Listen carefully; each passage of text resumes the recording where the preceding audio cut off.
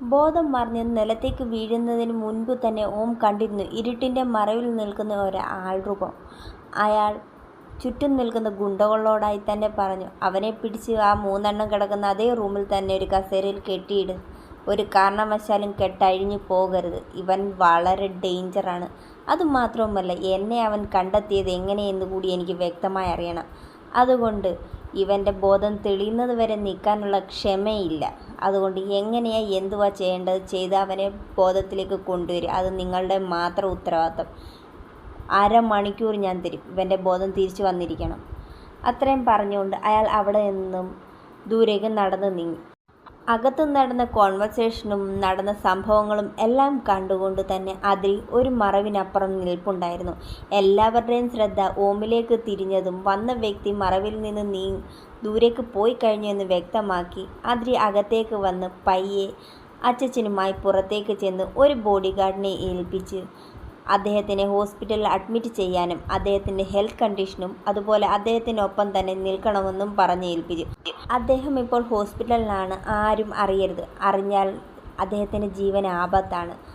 അത്രയും പറഞ്ഞുകൊണ്ട് ഒരു ബോഡി ഗാർഡിനെ ഏൽപ്പിച്ച് മുത്തച്ഛനെ ഹോസ്പിറ്റലിലേക്ക് അയച്ചു. അതിനുശേഷം അതിരി തൻ്റെ ഫോൺ എടുത്ത് രാഹുലിനെ വിളിച്ച് കാര്യങ്ങളെല്ലാം വ്യക്തമാക്കി. അതിനുശേഷം അച്ഛൻ അങ്ങോട്ട് വരുന്നുണ്ടെന്നും അദ്ദേഹത്തിന് ഹെൽത്ത് കണ്ടീഷൻ അല്പം മോശമാണ്, ഒരുപാട് ബ്ലീഡിങ് ഉണ്ടായിട്ടുണ്ട് എന്നും ഇപ്പോൾ എങ്ങനെ സംഭവിച്ചുവെന്ന് ഡോക്ടറിൻ്റെ അടുത്ത് വ്യക്തമാക്കരുതെന്നും അതുമാത്രവുമല്ല മഹേശ്വർ അങ്കിളും അച്ഛനും ഇപ്പോൾ നേർക്കുനേർ കാണരുതെന്നും പറഞ്ഞു. കാരണം ഇപ്പോൾ ആർക്കും അറിയില്ല ഇവരെ കാണാതെ പോയിട്ടുണ്ട് എന്നുള്ള കാര്യം. അത് പ്രത്യേകം ശ്രദ്ധിക്കണമെന്നും രാഹുലിനെ വിളിപ്പിച്ച് ഓർമ്മപ്പെടുത്തിക്കൊണ്ട് അതിരി കോൾ കട്ട് ചെയ്തു. ബോധം മറിഞ്ഞ് നിലത്തേക്ക് വീണ ഓമിനെ അവർ 2 പേര് താങ്ങിയെടുത്ത് രുദ്രനും ആദിയും അല്ലുവും കിടന്ന അതേ റൂമിലേക്ക് തന്നെ ഒരു കസേരയിൽ കെട്ടിയിട്ട് അവിടെ ഇരുത്തി. 10-15 മിനിറ്റിന് ശേഷം ഒരാൾ വന്ന് ഒരു ബോട്ടിൽ വെള്ളം അവൻ്റെ മുഖത്തേക്ക് ഒഴിച്ച് അവനെ വിളിച്ചുണർത്താൻ ശ്രമിക്കാൻ തുടങ്ങി. അവർ പാടുപെട്ടുള്ള ശ്രമത്തിനൊടുവിൽ ഓം കണ്ണു തുറന്ന് ചുറ്റും നോക്കി. ഓമിന് ബോധം തെളിഞ്ഞു എന്ന് മനസ്സിലായതും അയാൾ അവിടെ നിന്നും തിരിഞ്ഞു നടക്കാൻ ഒരുങ്ങിയതിന് മുന്നേ തന്നെ മൂവരുടെയും വായിൽ നിന്നും പ്ലാസ്റ്റർ റിമൂവ് ചെയ്തിരുന്നു. അതിന് ആദ്യം അയാളെ നന്ദിയോടെ ഒന്ന് നോക്കി. അതിനുശേഷം കുറച്ച് വെള്ളം ചോദിച്ച് അയാൾ അവൾക്ക് വെള്ളവും കൊടുത്തു. ആ കുട്ടിത്തം നിറഞ്ഞ മുഖത്ത് നോക്കി തരില്ല എന്ന് പറയാൻ അയാളെ കൊണ്ട് സാധിച്ചില്ല. അയാൾ കുറച്ച് വെള്ളം ആദിക്കും അല്ലുവിനും രുദ്രനും കൊടുത്തു. പിന്നെ ഓമിന് നേരെ തിരിഞ്ഞ് വെള്ളം എന്ന് പറയുന്നതിന് മുമ്പ് വേണ്ട എന്ന് അയാൾ തലയാട്ടി. അപ്പോൾ ഈ കൂട്ടത്തിലും മനുഷ്യത്വമുള്ളവരുണ്ട്. ആദി പിറുപിറുത്തു. അതിനുശേഷം ഓമിന് നേരെ തിരിഞ്ഞ്, ഡോ താൻ എന്തിനാണോ ഇങ്ങോട്ട് വന്നത്? ആദി ഓമിനോടായി. ആദിക്കൊന്നും മനസ്സിലാകാത്ത രീതി. അവൻ്റെ കയ്യിൽ നിന്ന് അടി വാങ്ങിച്ച് ഇവിടെ ബോധം കെട്ടിയിരിക്കാനായിരുന്നു. ഇതൊന്നും അല്ലായിരുന്നല്ലോ കുറച്ച് മുമ്പേ താൻ ഡയലോഗ് അടിച്ച മലപ്പുറം കത്തി അമ്പും വില്ലും താൻ ഇവിടുന്ന് ഞങ്ങളെ കൊണ്ടുപോകും, ആനയാ ചേനയാ കൂനയാന്നൊക്കെ താൻ പറഞ്ഞതോ.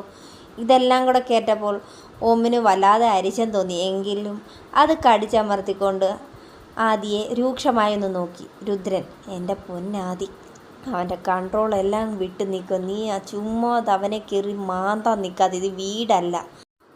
ഞാൻ എന്തെങ്കിലും പറഞ്ഞ അയാളെന്തോ ഇങ്ങനെ മൂക്ക് വലിച്ചേറ്റു.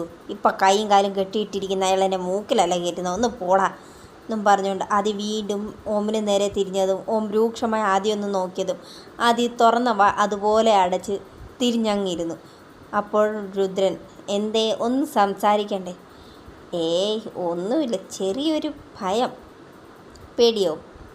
ഏയ് അങ്ങനെ പറയാനില്ല, ചെറുതായിട്ട് ആ മുഖം കണ്ടപ്പോൾ എന്തൊക്കെയോ ഒരു വശപ്പശ, അത്രയേ ഉള്ളൂ.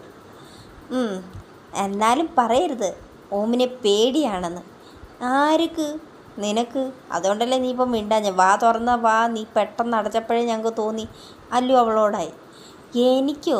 നിങ്ങളുടെ ചേട്ടന് ഇവനെയോ? എനിക്കെന്തിനാ ഞാൻ പേടിക്കുന്നത്? എന്നാൽ നീ ഉറക്കെ അവനോടായിട്ട് തന്നെ പറ എനിക്കിന്നെ പേടിയില്ലെന്ന്. അത് വേണ്ട. പിന്നെ അത് ഞാൻ വീട്ടിൽ ചെന്നിട്ട് പറഞ്ഞോളൂ. ആരോട്? അവൻ്റെ ചെവിയിൽ മന്ത്രിക്കാനോ? ഏയ് പിന്നെ എനിക്ക് ഭ്രാന്തല്ലയോ? അവൻ്റെ മുമ്പിൽ ചെന്ന് എനിക്ക് ഇന്നെ പേടിയില്ലെന്ന് പറയാം. അവൻ അടുത്തോട്ട് വരുമ്പോഴേ ഞാൻ കിടുകിട ഈയൽ പോലെ വിറയ്ക്കും. പിന്നെ ഇനി ഇപ്പം പറയുന്നത് ഇതെല്ലാം മനസ്സ് വെച്ച് എപ്പോഴാണോ എനിക്ക് പണി കിട്ടാൻ പോകുന്നത്. ആദി അവിടെ ഇരുന്ന് പിറുപിറുത്ത്. എന്താടി പിറുപിറുക്കുന്നേ? ഒന്നുമില്ലേ, ഇനി ഇവിടെ നിന്ന് എങ്ങനെ രക്ഷപ്പെടും? രുദ്രൻ ഓമിനെ നോക്കിയപ്പോൾ അവൻ വളരെ സമാധാനത്തെ കൂളായിട്ടിരിക്കുകയാണ്. ആ അടിയുടെ ഒരു ചെറിയൊരു ബുദ്ധിമുട്ടൊഴികെ അവൻ വളരെ കൂളാണ്. ഇതെന്താ ഇയാൾ കൂളായിട്ടിരിക്കുന്നത്? അപ്പോൾ ആദി മെല്ലെ, നിനക്കറിയത്തില്ലേ, പുലി പതുങ്ങുന്നത് മുന്നോട്ട് ആഞ്ഞു ചാടാൻ വേണ്ടിയാ. ഇപ്പോൾ നീ പറഞ്ഞ കാര്യം സത്യമാണ്. ഓം ഇന്നോളം ഇത്രയും നാളിനിടയിൽ ഇങ്ങനൊരു സംഭവം ഉണ്ടായിട്ടില്ല.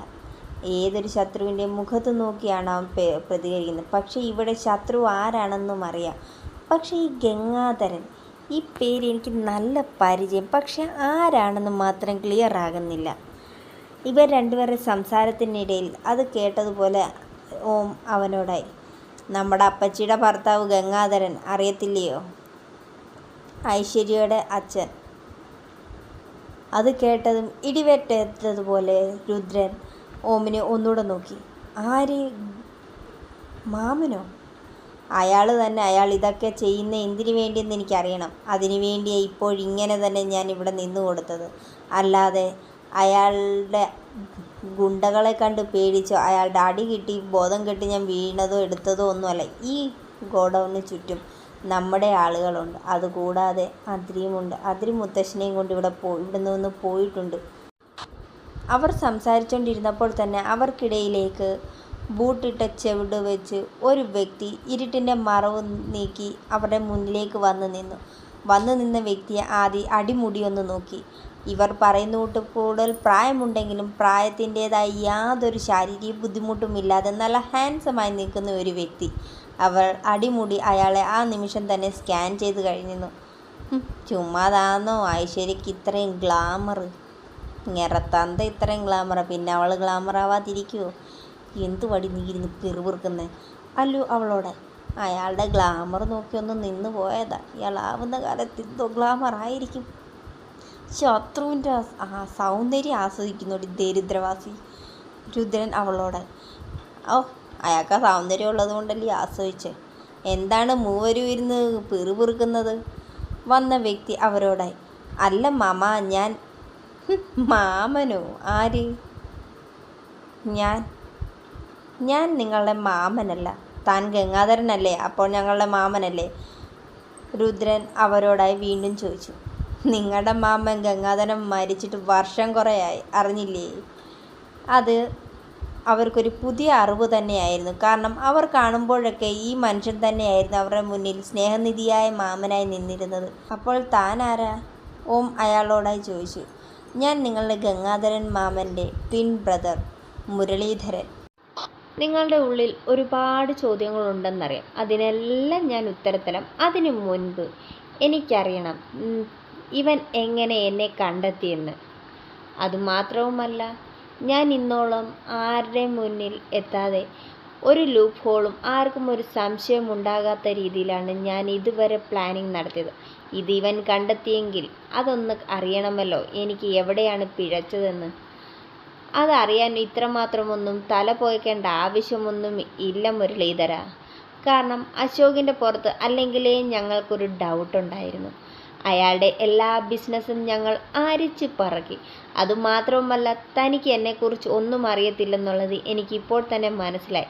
ഞാൻ ആരാണെന്ന് താൻ ആദ്യം മനസ്സിലാക്കിയെങ്കിൽ ഇങ്ങനെ ഒരു ചോദ്യത്തിന് ആവശ്യം വരില്ല. അത് കേട്ടതും മുരളീധരൻ, എനിക്കറിയാം നീ ആരാണെന്ന്. നിന്റെ മൊത്തത്തിൽ അരച്ച് കലക്കി കുടിച്ചതിന് ശേഷമാണ് നിനക്കെതിരെ കളിക്കാൻ ഞാൻ ഇറങ്ങിയതുപോലും. ഇത് വർഷങ്ങൾക്ക് മുമ്പ് ഞാൻ തുടങ്ങിയ കളിയാണ്. പക്ഷെ അത് വീണ്ടും ഇപ്പോഴാണ് റീസ്റ്റാർട്ട് ചെയ്തതെന്ന് മാത്രം. എൻ്റെ ബിസിനസ്സിന് നീ ഒരു വിലങ്ങുതടിയാണെന്ന് എനിക്ക് മനസ്സിലായി. ആ നിമിഷം നിന്നെക്കുറിച്ച് ഞാൻ തിരക്കാൻ തുടങ്ങി. വർഷങ്ങൾ കാത്തിരുന്ന ഒരവസരത്തിനായി ഇപ്പോൾ ഞാൻ ആഞ്ഞടിച്ചു. ഒരവസരം കിട്ടിയപ്പോൾ അത് പ്രയോജനം ചെയ്യണ്ടേ ഓം? വേണം. അത് ചെയ്തില്ലാ പറ്റൂ. പറഞ്ഞതുപോലെ നീ പറ. അശോകിൻ്റെ എല്ലാ ബിസിനസ്സിലും ഇല്ലീഗലായിട്ടുള്ള എല്ലാ ബിസിനസ്സിൻ്റെയും പിറകിൽ ഇത്രത്തോളം ബ്രെയിൻ വർക്ക് ചെയ്യണമെങ്കിൽ അശോകിനെക്കുറിച്ച് ഒറ്റയ്ക്കിതും പറ്റില്ല. എനിക്ക് നല്ല ബോധ്യമായിരുന്നു.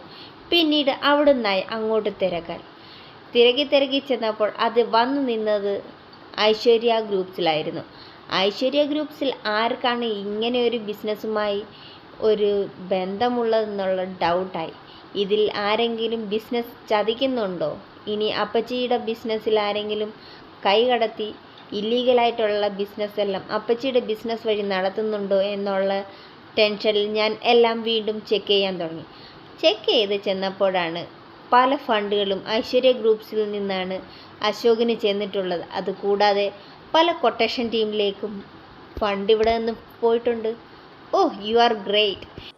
ഇത്രയൊക്കെ കണ്ടെത്താൻ സാധിച്ച നിനക്ക് എന്തുകൊണ്ട് ഗംഗാധരൻ ഇന്ന് ഭൂമിയിൽ ജീവനോടെ ഇല്ല? അവൻ്റെ അതേ സ്ഥാനത്ത് അവൻ്റെ ഇരട്ട സഹോദരനും രൂപസാദൃശ്യം കൊണ്ടും ഒരേപോലെയുള്ള ഈ മുരളീധരനാണെന്ന് നിനക്ക് കണ്ടെത്താൻ സാധിച്ചില്ല. എന്നാലും നിന്റെ ബുദ്ധിയെ ഞാൻ ചെറുതാക്കി കാണുന്നില്ല. കാരണം വേൾഡ് ഫേമസ് ആയ ബിസിനസ് മാൻ. അതിനൊക്കെ ഉപരി നിന്റെ ബുദ്ധി ബിസിനസ്സിൽ നിന്നും പോലീസിലേക്ക് ഉപയോഗിച്ചായിരുന്നെങ്കിൽ എത്രയോ മറനീക്കി കിടക്കുന്ന കേസുകൾ തെളിഞ്ഞേനെ.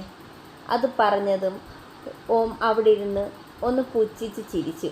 രുദ്രനാണെങ്കിൽ പൊട്ടിച്ചിരിക്കാനും തുടങ്ങി. ഇത് എന്താ കാര്യമെന്ന് മനസ്സിലാകാതെ ആദി അവനെയും നോക്കി ഓമിനെയും നോക്കി. എന്താടാ നീ ചിരിക്കുന്നേ? മുരളീധരൻ രുദ്രനോട്, എടാ മണ്ട, ഓൾറെഡി അയാൾ ഒരു IPS ഓഫീസറാണ്. താൻ പറഞ്ഞത് സത്യമാണ്. ഏട്ടൻ്റെ ബ്രെയിൻ ഉപയോഗിച്ചു പല കേസുകളും, തുമ്പില്ലാത്തതും വാലില്ലാത്തതുമായ കേസുകൾ പലതും ഏട്ടൻ തെളിയിച്ചു. ഇതിനിടയിലാണ് ബിസിനസ്സിൽ താളപ്പിഴവ് തുടങ്ങിയപ്പോൾ അച്ഛനെ ഒരു ഹെൽപ്പായി ഏട്ടൻ ലോങ് ലീവ് എടുത്തുകൊണ്ട് ബിസിനസ്സിലേക്ക് തിരിഞ്ഞത്. ബിസിനസ്സിലേക്ക് വന്നതും എന്തൊക്കെ കാരണം പറഞ്ഞ് അച്ഛനും ഏട്ടനുമായി തെറ്റി. പിന്നീട് ബിസിനസ്സിൽ തന്നെ താൻ വലിയൊരാളായി കാട്ടിത്തരാമെന്ന് അച്ഛനോട് വാശി കാട്ടി ഇദ്ദേഹം വീണ്ടും ബിസിനസ്സിലേക്ക് തിരിഞ്ഞു. ഇപ്പോൾ നമ്പർ 1 ബിസിനസ്മാനായി തൻ്റെ മുന്നിൽ നിൽക്കുന്നത്, ഇരിക്കുന്നത്. ആദി ഒന്ന് തിരുത്തി പറഞ്ഞു. ആദ്യം രൂക്ഷമായ ഓം രുദ്രനും ഒന്ന് നോക്കി. ഇതിൻ്റെ ഇടയ്ക്ക് കയറി നിന്നോട് തലയിടാൻ ആരടി പറഞ്ഞ്? രുദ്രൻ ഒന്നുകൂടി അവളോട് ചോദിച്ചു. നീ പറഞ്ഞ തെറ്റല്ലേ, നിൽക്കുവല്ലോ ഇരിക്കുവല്ലേ, അതുകൊണ്ടൊന്ന് തിരുത്തിയെന്നേ ഉള്ളൂ. ഓ, ഇവളെ പല്ലും കടിച്ചുകൊണ്ട് രുദ്രൻ അയാൾക്ക് നേരെ തിരിഞ്ഞു. താൻ ഓമിനെക്കുറിച്ച് ഡീറ്റെയിലായി എല്ലാം ചെക്ക് ചെയ്തതാണ്. പക്ഷെ അവിടെ ഒരിടത്ത് പോലും അവനൊരു IPS ഓഫീസറാണെന്ന് എവിടെയും പറഞ്ഞിട്ടില്ല. ആർക്കും ഈ ഒരു വിവരം അറിയത്തില്ല താനും. അതായിരിക്കും മെയിൻ റീസൺ. പക്ഷേ അവനൊരു IPS ഓഫീസറിനൊക്കെ ഉപരി അവൻ്റെ ബുദ്ധികൂർമ്മതയ്ക്ക് മുന്നിൽ ആർക്കും പിടിച്ചു നിൽക്കാൻ സാധിക്കില്ല. അത് ഓർത്തതും അവൻ്റെ ഉള്ളിലൊരു ഉൾക്കിടിലമുണ്ടായി. അത് മുഖത്തും പ്രകടമായിരുന്നു. അത് ഓം വ്യക്തമായി കാണുകയും ചെയ്തു. അവൻ്റെ ചുണ്ടിൽ ഒരു പുച്ഛച്ചിരി. അത് വ്യക്തമായി മുരളീധരൻ കാണുകയും ചെയ്തു. പെട്ടെന്ന് തന്നെ ആ പതർച്ച മാറ്റിക്കൊണ്ട് അവൻ അവരുടെ മുന്നിലെത്തി. എത്രയോ IPS ഓഫീസേഴ്സ് മരിക്കുന്നു. എന്തായാലും ഓം, നിനക്ക് നല്ലൊരു മരണം തന്നെ ഞാൻ തന്നിരിക്കും. നീ ഭയപ്പെടണ്ട. പിന്നെ അതിനു മുന്നായി ഞാൻ ഇതൊക്കെ ചെയ്യാനുള്ള റീസൺ നിനക്കറിയണ്ടേ? അറിയണമല്ലോ. അതറിയാതെ മരിച്ചു കഴിഞ്ഞാൽ ആത്മാവിങ്ങനെ അലഞ്ഞു തിരിഞ്ഞ് നടക്കും. ഞാൻ എന്തിനാ ചുമ്മാതെ ചത്തത്, എന്താ കാര്യം എന്നറിയാതെ. അതുകൊണ്ട് അങ്കിൾ പെട്ടെന്ന് റീസൺ അങ്ങ് പറ. ആദ്യം അതിനിടയ്ക്ക് കയറി പറഞ്ഞു. ഓ, നമ്മുടെ കുഞ്ഞിവിടെ ഇരിപ്പുണ്ടായിരുന്നു. എങ്കിൽ മോളെ ആദ്യം നിന്നിൽ നിന്ന് തന്നെ തുടങ്ങാം. എന്നിൽ നിന്നോ? ഞാൻ അവൻ്റെ ഭാര്യ അല്ല. തനിക്കും ഞാനിക്കും തമ്മിൽ യാതൊരു ബന്ധവും ഇല്ല. താൻ എന്നെ നിന്ന് തുടങ്ങാൻ ഉണ്ടല്ലോ. വർഷങ്ങൾക്ക് മുമ്പ്, അതായത് നിൻ്റെ അമ്മ നിൻ്റെ അച്ഛൻ്റെ കൂടെ ഇവിടെ നിന്ന് ഒളിച്ചോടി പോകുന്നത് ആ സമയം തുടങ്ങിയതാണ് എനിക്ക് നിന്നോടും നിൻ്റെ വീട്ടിലുള്ള നിൻ്റെ അച്ഛനും അമ്മയോടും ചെമ്പകശ്ശേരിയോടുമുള്ള പ്രതികാരം.